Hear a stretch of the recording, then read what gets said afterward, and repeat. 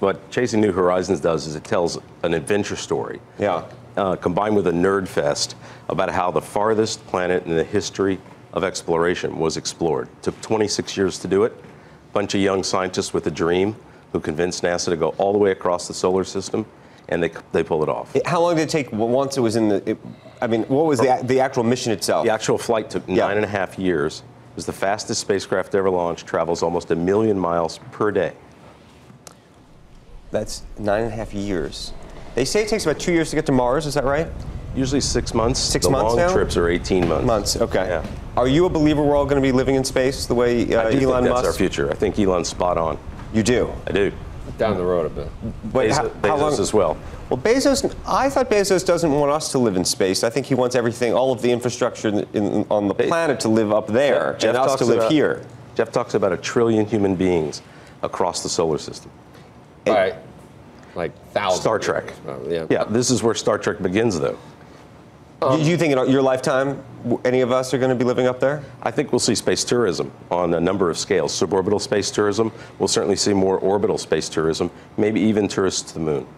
Who is really ahead in this? You know, you talk about Jeff Bezos or Elon Musk, or sometimes people talk about Richard Branson, who's really pursuing more of an attempt to do this sort of space tourism. Mm-hmm.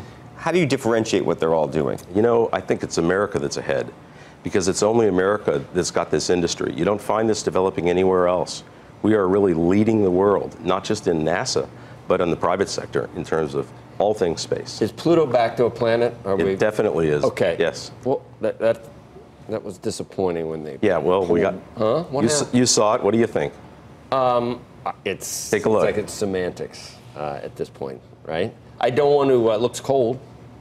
It's very cold out there. It's very far from the sun, no question. Yeah. But I think the exploration of Pluto showed that it has all the same attributes as planets like Earth and Mars.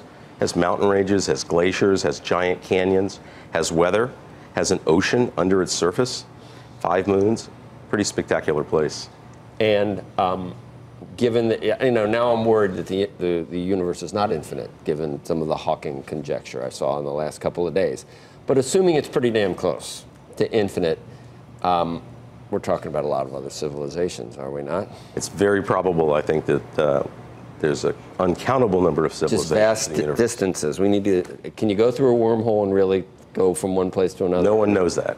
That's an open question. Can you get to the speed of light without accelerating yourself into like? We don't know how to do that yet. No, we don't. You had said the U.S. you think is far ahead. Yes. Is that because of NASA, or is that because of so many of these new private efforts? It's both. And would you prefer? Do you think that NASA? Do we need to put a much bigger budget against NASA, or do you think the private sector is going to be the one that does this? I think NASA could use a little bit more resources, but I also think that NASA could be more efficient. The new administrator, Jim Bridenstine, I think is going to make some important changes, and he understands the value, the leverage that he can get from the private sector now in private-public partnerships. Where's China in all of this? Are they? They're coming on strong. Yeah. I don't think they really compete with us yet, but we better watch over our back. Okay. Trump is. He likes space. He does, and there's a battle between people that want to fix everything here, and people that want to soar into I mean, you must be conflicted on this. I mean, don't you want to, I don't know, fix everything before we start worrying about this pie in the sky stuff? Your heart's bleeding. I kind of feel like we should take care of ourselves here first. Yeah. Well, I think you also have to invest in the future. Right. And if you ignore that. And some of this future stuff helps you here. Soar. It's mankind's mission to soar, not. We got to go. Chasing New Horizons is the name of the book. Hey there, thanks for checking out CNBC on YouTube. Be sure to subscribe to stay up to date on all of the day's biggest stories. You can also click on any of the videos around me to watch the latest from CNBC. Thanks for watching.